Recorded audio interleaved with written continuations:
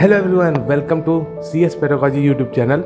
आज आपको थंबनेल से पता चल गया होगा कि मैं आज किस सब्जेक्ट के बारे में बात करने जा रहा हूँ। जी हाँ, मैं जून 23 जो एग्ज़ाम हुआ है उसके बारे में बात करूँगा कि एग्ज़ाम कैसा था, आगे की स्ट्रेटजी कैसी होनी चाहिए कि आप उसको क्लियर कर पाएँ और कैसी तैयारी होनी चाहिए, इस सब के बारे में आज मैं बात करूँगा। चलिए शुरू करते हैं हमारी वीडियो को।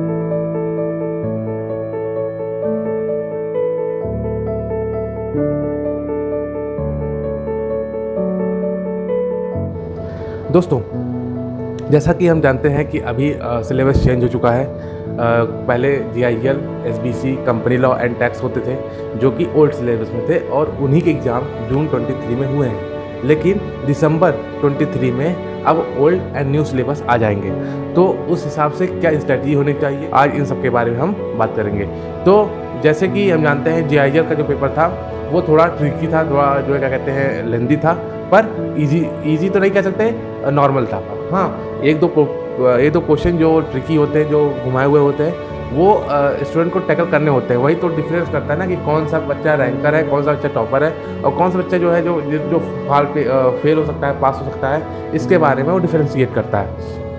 और फिर उसके बाद आते हैं कंपनी लॉ। कंपनी लॉ का जो एग्ज़ाम का पैटर्न था वो थोड़ा टफ था। जैसे कि एक नॉर्मल स्टूडेंट जो CS की प्रिपरेशन कर रहा है, अगर वो एग्ज़ाम दे रहा है तो उसको कितनी भी तैयारी करके जाता, उसको ये पेपर उसको टफ ही लगता। क्यों? क्योंकि पेपर ये कंपनी सेक्रेटरी के लिए ये पेपर कोर सब्जेक्ट है और कोर सब्जेक्ट ही मेन डिसाइड जो होता है वो कोर सब्जेक्ट पे ही होता है। तो स्टूडेंट का ICSI भी यही चाहती है कि स्टूडेंट का जो मेन फोकस है वो क्या हो, कंपनी लॉ पे ज़्यादा हो। ठीक है, इसीलिए तो कहते हैं ना कि पेपर जो मेन पेपर है ग्रुप 1 का, वो स्टूडेंट को ग्रुप 1 से ही स्टार्ट करना चाहिए, ना कि ग्रुप 2 से। जो मेन स्टूडेंट गलती ये करते हैं, ग्रुप 2 स्टार्ट कर देते हैं, ग्रुप 2 क्लियर कर लेते हैं, पर ग्रुप 1 में अटके पड़े होते हैं। तो ऐसा गलती ना करें, पहले ग्रुप 1 क्लियर करें फिर ग्रुप 2 के लिए जाएँ। स्टूडेंट कई लोग कहते हैं कि ग्रुप 2 ईजी है, ईजी नहीं होता, पर हाँ आपको 2 MCQ क्वेश्चन मिल जाते हैं, इसलिए ये पेपर जो है क्या कहते हैं आपको ईजी लगता है, ये मॉड्यूल ईजी लगता है। पर उस हिसाब से पेपर इसके भी लेवल होते हैं। इसके भी ऐसा नहीं है कि स्टूडेंट फर्स्ट अटेम्प्ट में इसको भी क्लियर करे। मैं कहूँ तो 12%, 18% अगर स्टूडेंट इसको क्लियर कर रहा है तो वहाँ पे भी क्या कहते हैं 82% बच्चे फेल होते हैं, 89% बच्चे फेल होते हैं। तो ऐसा नहीं है कि कोई बच्चा इसको फर्स्ट अटेम्प्ट में क्लियर कर लेता है, इसमें भी फेल पास होते हैं। पर एक अगर कंपैरिजन किया जाए तो बस 2 MCQ पेपर होने की वजह से स्टूडेंट को थोड़ा ईजी लगता है। लेकिन मेरा जो रिकमेंडेशन वही है कि ग्रुप 1 में पहले स्टार्ट करें और ग्रुप 2 बाद में दें। ठीक है, तो अभी हमने बात की कंपनी लॉ का पेपर टफ था। कंपनी लॉ का पेपर नॉर्मल भी स्टूडेंट अगर उसको क्लियर मतलब उसको देता तो उसको टफ लगता। ठीक है, और फिर उसके बाद SBC की बात करूँ तो SBC के पार्ट A में जो हमारा जो चैप्टर है मेमोरेंडम, आर्टिकल ऑफ एसोसिएशन, इस सब में इसके क्वेश्चन इस बार ज़्यादा है। अगर स्टूडेंट पेपर दे रहा है, ठीक है, तो उसको अपना जैसे हर पेपर में 6 क्वेश्चन होते हैं, 6 1 2 3 4 5 6। ठीक है, कुछ क्वेश्चन में ऑप्शंस होते हैं। तो आपको जब भी पेपर आपको मिले तो आपको ये डिसाइड करना चाहिए मुझे पहले कौन सा पार्ट अटेम्प्ट करना चाहिए। इससे क्या होता है, आपको टाइम क्या कहते हैं वेस्ट नहीं होता। आप जैसे पेपर आया पार्ट, अगर आपको सोचा है कि हमें पार्ट C करना है, ठीक है, पार्ट C तुरंत खोला, मुझे पार्ट ना A देखना है ना पार्ट B देखना, पार्ट C से स्टार्ट करना है। और अगर क्वेश्चन जो जैसे 2 क्वेश्चन है पार्ट C में, तो आपको क्वेश्चन 1 अगर ईजी लगा या आपको क्वेश्चन 1 सबसे ज़्यादा अच्छे से आ रहा है तो क्वेश्चन 1 उठा लो या क्वेश्चन 2 उठा लो, जो आसान होंगे वो उठा लो, क्योंकि वो पैटर्न आपको वो पार्ट सबसे स्ट्रांग है, तो आपको दिक्कत नहीं होती कि क्वेश्चन समझने में। ठीक है, तो आप ऐसे ही पेपर को अटेम्प्ट करना चालू कर सकते हैं। ठीक है, तो ऐसी गलती बहुत स्टूडेंट करते हैं, मैंने भी की है, मैं भी फेल हुआ हूँ, तो मैं भी जानता हूँ कि वो गलती कहाँ स्टूडेंट कर रहा है, कहाँ जो है क्या कहते हैं उसकी फेलियर का रीजन है। ठीक है, तो उसके बाद हम बात करते हैं टैक्स का पेपर। अगर स्टूडेंट नॉर्मल वो भी पेपर अच्छे थे, ईजी थे थोड़ा बच्चों का, क्योंकि मेरे फ्रेंड्स जो मॉड्यूल 1 दिए थे उनसे भी मेरी बात हुई थी, वो लोग भी क्या किए कि उनको लगा कि हाँ पेपर सही था। पेपर थोड़ा पहले भी हो चुका था उनका, 1 घंटे पहले या 15 मिनट पहले, तो टैक्स के पेपर ठीक थे। ठीक, उसके बाद ये हो गया ग्रुप 1। ग्रुप 2 की बात करूँ SBC, तो SBC के पेपर जो थे उसमें पेपर सही थे, अच्छे थे। पेपर थोड़ा टाइम टेकन थे, ठीक है, लेंदी थे, और कुछ क्वेश्चन थे जो लगे कि अरे यार ये तो थोड़ा नया है, लेकिन अगर जो बच्चे ने उसमें कुछ ना कुछ लिखा है तो मार्क्स जरूर मिलेंगे। और बाकी पेपर ठीक अच्छे थे, पेपर इतने भी टफ नहीं थे, पेपर अच्छे थे। अगर EBCL की बात करें तो EBCL दिसंबर 22 के पेपर के मुकाबले थोड़ा लेवल में आए थे, अच्छे मतलब लेंदी थे, ठीक है। कुछ क्वेश्चन वहाँ पे हम मुझे जो लगे वो नए लगे, ठीक है, क्योंकि उसमें क्या था कि क्वेश्चन पेपर कहीं कहीं से बनाया गया था, तो ऐसा लग रहा था कि हाँ पेपर ये थोड़ा टफ बनाया गया। तो स्टूडेंट का जहाँ पार्ट बी जो सब बच्चे पढ़ के जाते हैं, जो स्ट्रांग होता है सबका, उसमें से क्वेश्चन थोड़ा टफ आए थे, क्वेश्चन थोड़ा डिफिकल्ट था as compare to December 22 exam.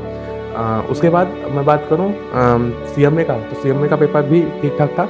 FMSM का पेपर टफ था क्योंकि उसके न्यूमेरिकल्स बहुत टफ थे। न्यूमेरिकल्स FMM के पार्ट के बहुत टफ थे और SM के पार्ट मतलब ठीक थे, पर जो स्टूडेंट बिल्कुल भी रिवीजन नहीं किया होगा एक बार भी, तो उसके लिए बहुत टफ रहा होगा, ठीक है, SM। बाकी पेपर लेवल में थे, तो ऐसा नहीं है कि पेपर जो है क्या कहते हैं बहुत ईजी आए थे। जो स्टूडेंट पढ़े होंगे उनके लिए ठीक ठाक थे। ICSI पेपर रिजल्ट को जो रिजल्ट परसेंटेज है वो डाउन होता जा रहा है क्योंकि उसको टफ बनाना चाह रहे हैं और मेन फोकस है कि स्टूडेंट और मेहनत करें और उस पर क्या कहते हैं अपनी जो क्या कहते हैं मेन फोकस है उसको बनाए रखें। तो स्टूडेंट का जो फोकस है वो बना रहे और पेपर को टैकल कैसे किया जाता है, पेपर को सॉल्व कैसे किया जाता है, ये हमको बहुत ज़रूरी है सीखना। जैसे बच्चा CSCT दे के आता है, तो CSCT देने के बाद, ठीक है, स्टूडेंट क्या करता है कि उसको राइटिंग प्रैक्टिस बिल्कुल भी नहीं होती है, उसको ये नहीं पता होता कि एक क्वेश्चन को आंसर कैसे किया जाए।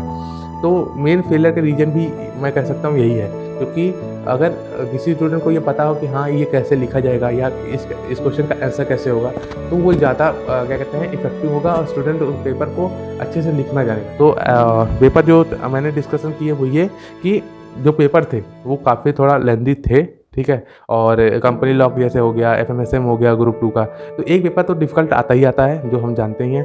प्रोफेशनल में मेरी जो बात हुई वो ये कि MCS की पेपर जो थी वो बिल्कुल आउट ऑफ द बॉक्स थी, वो पेपर बिल्कुल बाहर का था। तो वहाँ पे स्टूडेंट जिन्होंने मतलब अटेम्प्ट किया होगा उनको मार्क्स मिलेंगे ज़रूर, क्योंकि जैसे सर का कहना था कि पेपर क्या होता है, पेपर का ऐसे जो पेपर्स होते हैं उन पर कोई मेन मॉडल आंसर तो होता नहीं है, तो इन पर जो बच्चा अपने समझ से जो भी अपने नॉलेज से अटेम्प्ट करता है उस हिसाब से बेस पे नंबर मिल जाते हैं, ठीक है। तो पेपर आने वाली स्ट्रैटेजी में जो ओल्ड सिलेबस के बच्चे अब फिर से अपीयर होंगे या होप्स हो कि सब पास हो जाए, लेकिन एज यू नो कि ICSI हमेशा किसी को पास नहीं कर सकती, कोई फेल होगा तो कोई पास होगा, जो हम सब जानते हैं। और मेन चीज़ है इसको जो जैसे कई स्टूडेंट का मेरे पास मैसेज आते हैं कि भैया जो है क्या कहते हैं मेरे कई अटैम्प्ट हो गए, 3 अटैम्प्ट हो गए, 4 अटैम्प्ट हो गए, अब मुझे क्या करना चाहिए, ठीक है, क्या मैं इसको छोड़ देना चाहिए या जो है फिर से मतलब देना चाहिए। मेरा कहने का ये है कि आप ये कभी मत सोचो कि जो हमारा अटैम्प्ट है, ठीक है, इसके बाद एक और अटैम्प्ट है, ठीक है, आप ये सोचो कि ये जो अटैम्प्ट है यही अटैम्प्ट है, इसमें मुझे अपना बेस्ट देना।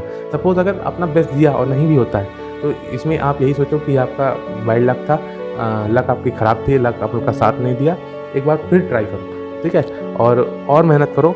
कोशिश ये करना चाहिए कि हर स्टूडेंट को जो मार्क्स आपको मिलते हैं, जैसे आपको अगर आपने फर्स्ट अटेम्प्ट में जो आपने पेपर दिया, ठीक, फर्स्ट अटेम्प्ट में मान लो आपको 150 मार्क्स मिले, तो आपका टारगेट होना चाहिए 150 से कम नहीं होना चाहिए।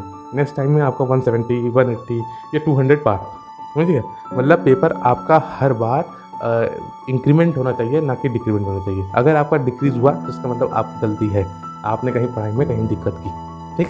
तो हमेशा मेरा ये मैं फेल हुआ तो मेरा टारगेट यही रहता है कि मेरे मार्क्स जो हैं वो कम ना हो, मेरे मार्क्स हमेशा इंक्रीमेंट में रहे, ग्रोथ रहे, ठीक है। अगर मैं 150 पाया तो नेक्स्ट टाइम मैं 175, 180 या 200, कोशिश तो रहती पास होने की, लेकिन अगर मार्क्स कम भी आ जाते हैं तो 170, 180 तक ही रहे, ठीक है। स्टूडेंट मेरे से पूछे थे कि स्ट्रेटजी क्या होनी चाहिए, इसके बारे में मैं नेक्स्ट वीडियो में बात ज़रूर करूँगा।